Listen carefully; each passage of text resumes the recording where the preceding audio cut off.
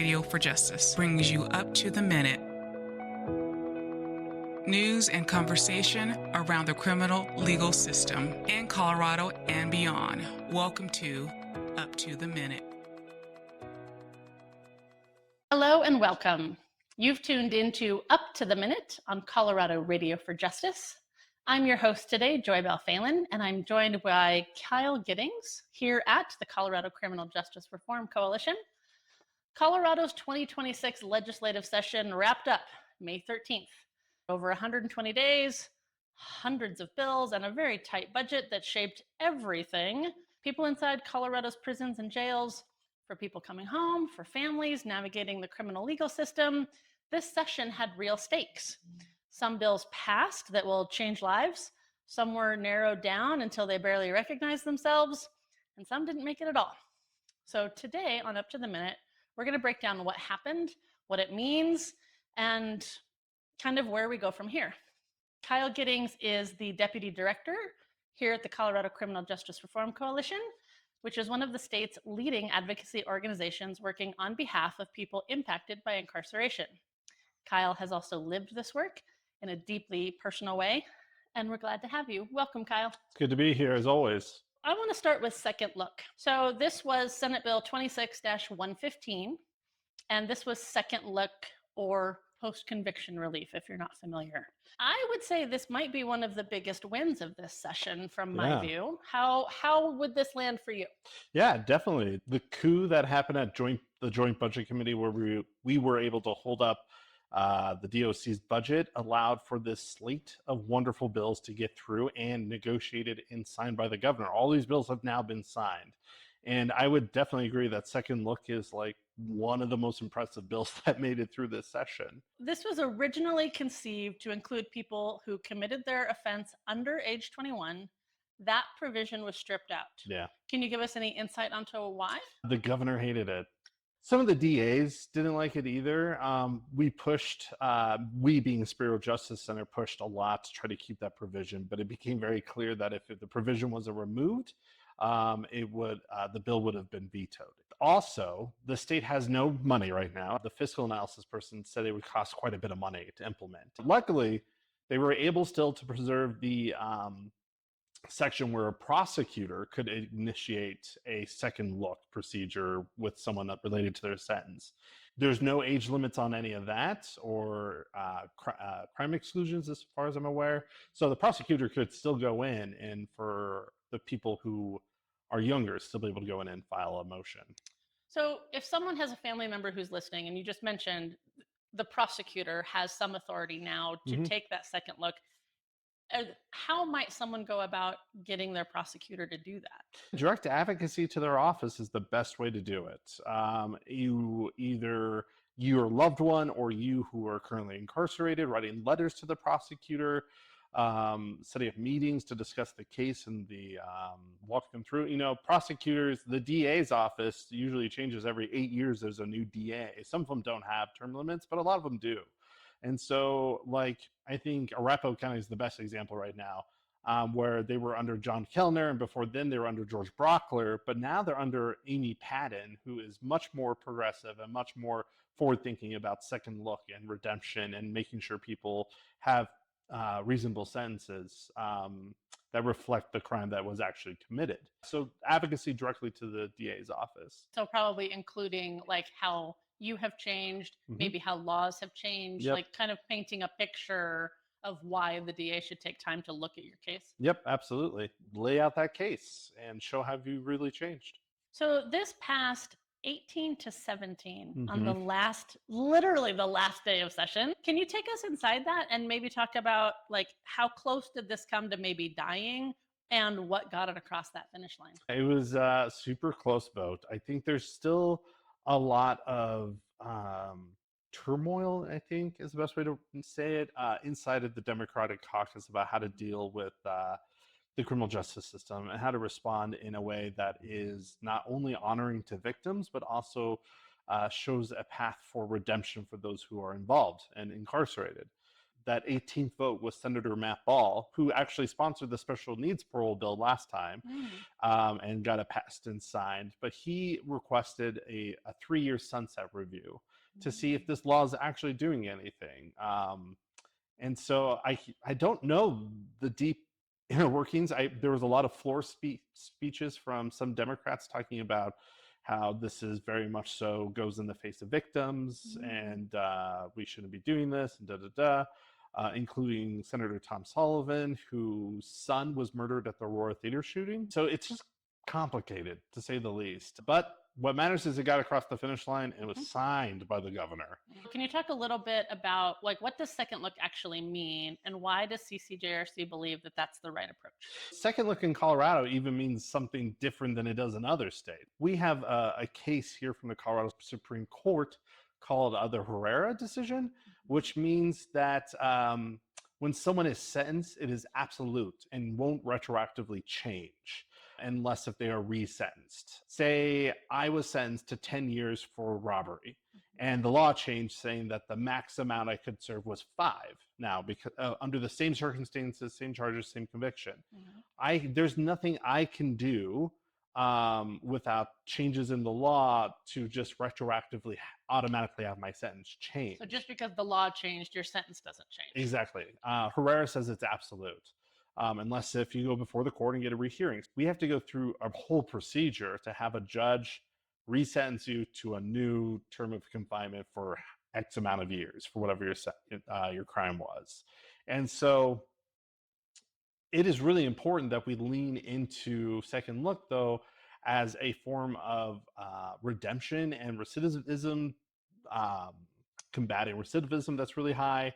Because there's a lot of folks who are in the criminal justice system right now that were caught up in the system when the laws were very different. Over the last 10 to 15 years, the laws have really changed and have been reflective based on research, agreements between the district attorneys and the defense counsels and everybody and activists and community that maybe these sentences are too extreme and let's reduce them. So we have to unfortunately create that whole process here in Colorado for them to go through to get resentenced.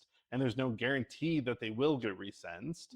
But it is a true avenue to help folks find justice and fulfill the purpose of the criminal justice system, which is turning people's lives around. It's not just to incarcerate them forever. Second chance laws and all that give an opportunity for folks to have their case heard and then have their sentence reduced and hopefully be able to move forward in life.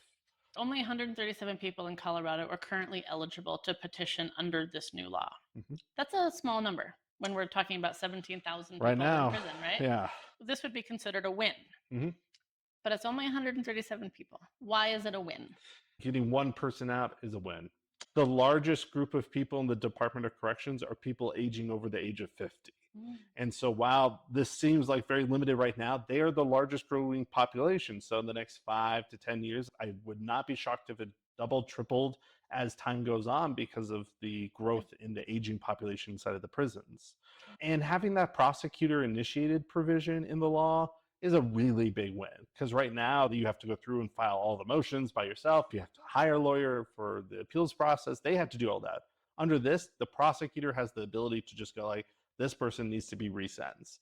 And a lot of prosecutors' offices, especially here on the Front Range, have a review process. There's a panel that reviews cases and determine if that was a fair sentence or if this person was actually probably not guilty and was sentenced as guilty and are sitting in incarceration. Integrity units, I think that's what they call them. Yep. So this is a great opportunity for a lot of these integrity units to use this law and come in and activate.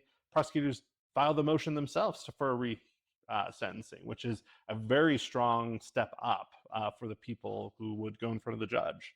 I know a gentleman who's currently in community corrections.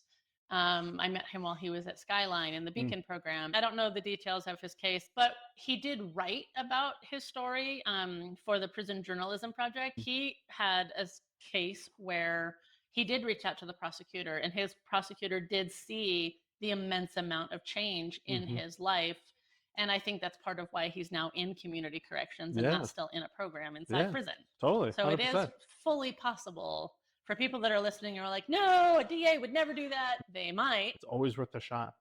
Never hurts to try. Let's move on now to an issue that I know is near and dear to your heart, restitution reform. So what does this law do? To put it very simply, an insurance company, a multi-billion-dollar corporation, will no longer be seen as a victim automatically within the criminal justice system for defendants to have to pay restitution to. So say there's a theft and the insurance company pays out to the victim. That is the purpose of insurance companies, is to make people whole. They pay premiums for that. And so we decided that that didn't make any sense. And then also, when it comes to restitution, we should be prioritizing natural victims, like real people like me and you, and not a corporation. So we stripped the ability for them to get criminal restitution. Now, what they can still do is sue you in civil court. But most people who are involved in the criminal justice system are judgment proof because they tend to be indigent or people with much lower income, don't have a lot of assets or any assets. But if you do have a lot of money, a lot of assets, then you will likely not be judgment proof, which you should pay back anyway. But for a lot of folks who I know, and personally myself, who were involved in the system and we were indigent, there's a reason why we were committing crimes in many of these cases. You wouldn't be able to be slapped with a restitution order anymore. And it's already in effect. So if you have a case going on right now involving an insurance company, make sure your public defender is hyper aware that that insurance company cannot file a motion for restitution.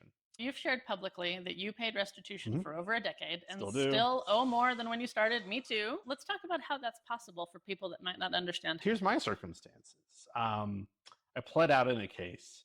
And when you plead out, you don't get the right to argue really your restitution order. You can have a hearing where you can argue it, but you've already pled out, you've agreed that you're guilty. And most of the time these hearings for restitution happen well after the fact. And you're already in prison. You're already in prison, or you're in jail, or you're on probation, whatever the case is. The burden is on you to prove that you didn't steal the things that they said you stole. In my case, I was very aware of many things I did steal from my particular victim, but then they turned around and gave a long list of things that they said I stole, which I'm like, I didn't steal 2/3 of this.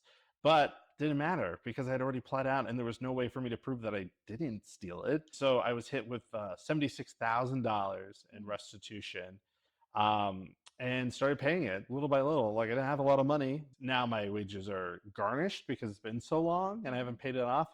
And I owe that money to a multi-billion-dollar corporation insurance company, not to the actual victim. They also get 8% interest on the balance every single year until the final balance is paid, and then you're allowed to start paying off the interest. So now I owe $68,000 in just interest. I'm almost done paying off the original balance, but so it's double what it was. It feels very unconstitutional to me and many legal scholars who say that's excessive fees and fines. And so next session, we're going to try to figure out a path forward, like create a process for someone to file a motion in court to be like, hey, I have paid off my original balance. I should have my interest waived and like gotten rid of, especially now with this new law in place. We're going to figure out what that process needs to look like because there is a process. We just got to figure out what it needs to look like on paper. If you've already got a restitution amount due, you're sort of stuck with still paying that, even if it's an insurance company? Right now, there is not a process for us to go back and retroactively get rid of it. Let's talk a little bit about the Reentry Support Bill. So this one was 26-1256. Yep. This is the one that makes the $100 release allowance mandatory for all people leaving Colorado prisons each year. It also prohibits the DOC from denying ID documents due to outstanding legal financial obligations. I thought, well, wait a minute, they were already giving people $100 because I remember people talking about getting gate money. But the difference is the prior law said DOC may provide. This law says they must. We go from may give $100 to they must give $100. What's the difference in practice and who was falling through that gap? Going from may to must means that no longer will your $100 be eaten up by the cost of your clothes for why you leave, when you leave, the fines and fees, right? Like we were hearing stories of people starting at $100, but then having that whittled down to like $20-30 because they owed this, that, and this, blah, blah, blah, blah. And so they can no longer just take money out of that $100 to pay back for clothes or whatever. They have to give you $100 no matter what. $100 might be what you need to get that first meal in your belly, and then a bus ticket up to Denver if your parole officer is meeting you in Denver the next day. It might be what you just need to like make ends meet for that first 24 hours. And then the vital documents part, DOC is already supposed to be providing all these documents. They just haven't very well. There's a lot of mayhem, especially around state IDs. They were processing people's state IDs as soon as they arrived instead of at the other end. And so they were registering people to vote. That's a felony. The key is going to be implementation, making sure DOC is actually doing it. So CEO, Center for Employment Opportunity, was the organization that pushed this bill forward and got it across the finish line. Great. And so I know they've been talking about what does accountability and implementation look like from here. I know so many people that have gotten out and had a job lined up, ready to go, but without an ID. How do you have a job? Can't get a job. In this bill in particular, is there anything in this one that was surprising or that you think people are maybe underestimating?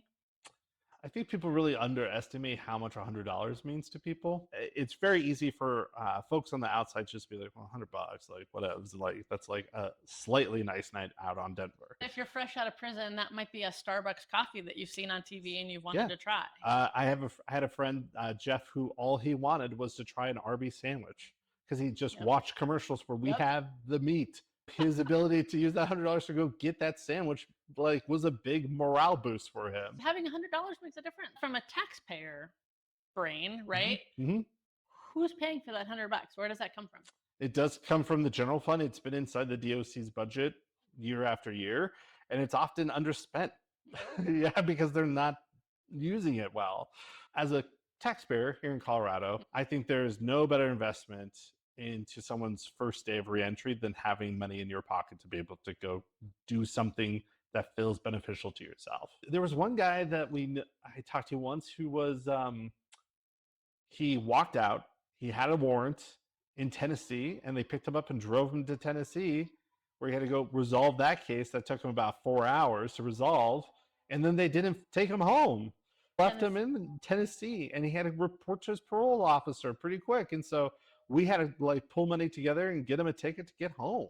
Crazy. $100 then could have helped him a lot. Let's talk a little bit about, there was a bill, 26095, which is about trauma-informed training. Now, this one passed almost unanimously. And what this one is it requires 2 hours of annual trauma-informed training for all peace officers, specifically on how trauma affects survivors of sexual assault, domestic violence, stalking, and trafficking, and on how officers should respond.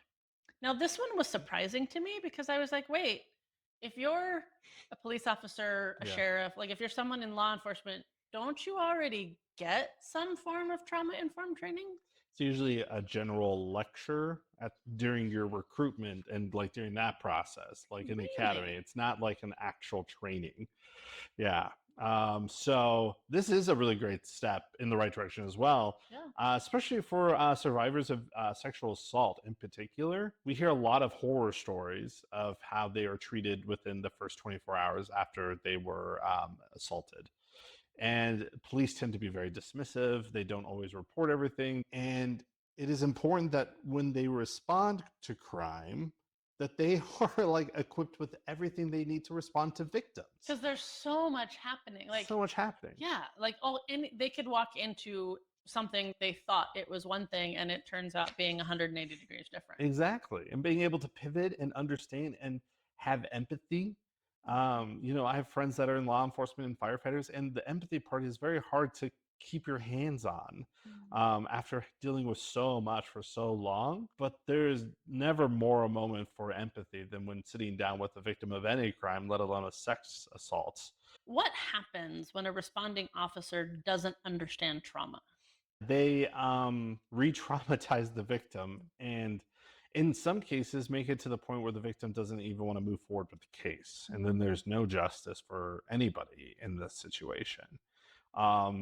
I've heard stories from victims as well as people involved that because of the poor response from law enforcement towards the victim, that they lost the ability to actually prosecute the individual who committed the crime, and it can completely make everything fall apart, and that person feel victimized continuously All for over again. all over again, and likely for a good portion of the rest of their life, because they never got justice. People tend to feel incredibly victimized for the rest of their life when the police show up and re-victimize them and dismiss their case or just respond really poorly. Especially as a woman, right? There's a lot Yeah. of stories around, well, what were you doing wearing that outfit? Mhm. Or just saying that thing, or Why were women, you there at that time of the day? a lot of stuff like that. Yeah. Yeah. I mean, it's just, which isn't, that kind of misogyny is certainly not, limited only to people who work in Yeah. law enforcement. No. Like, it's everywhere, right? Yeah. But it is that sort of thinking. So I'm curious. So CRJ, Colorado Radio for Justice, covers both sides of the system, right? Mhm. People who have been victimized and people who are incarcerated. And often those are exactly the same people. So this is 2 hours of annual training. How does this bill connect to the broader conversation around how trauma shows up throughout the system of people we're working with? That is also our experience over and over again, is that people that tend to commit crimes were victims well before they committed their first crime. And when police walk into situations and see a victim and are trying to help that victim, to recognize that everybody around that person is also a victim of that circumstances. But they may not have been the person that was directly harmed, but they were harmed in a way. There's a ripple effect. That first interaction with a victim, I think, establishes how the rest of everything else is going to go, and might even establish how that victim responds to their family members after the fact. If we can stop the continuization of victimization of these folks by having the police respond properly the first time, we're able to prevent a lot of other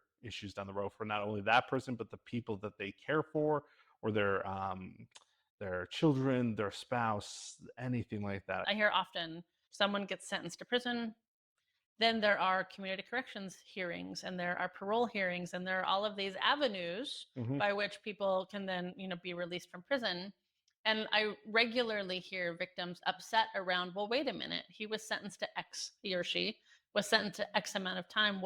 Why am I every 6 months attending a community corrections review or a parole hearing? And so I just I think this bill is a step in the right direction, but I think there's so much more to be done around educating victims on the system. I think if we invested some portion of the Department of Corrections budget into restorative justice, as well as a larger portion that's currently budgeted, restorative justice, victim services directly connected to the criminal justice system, I think we would have a much more redemptive system for both sides. I want to give you a chance to sort of step back in before we close out. If you had to give this session a letter grade, like we were in school, for what it did or didn't do for people impacted by incarceration in Colorado, what grade would that be and why? Man.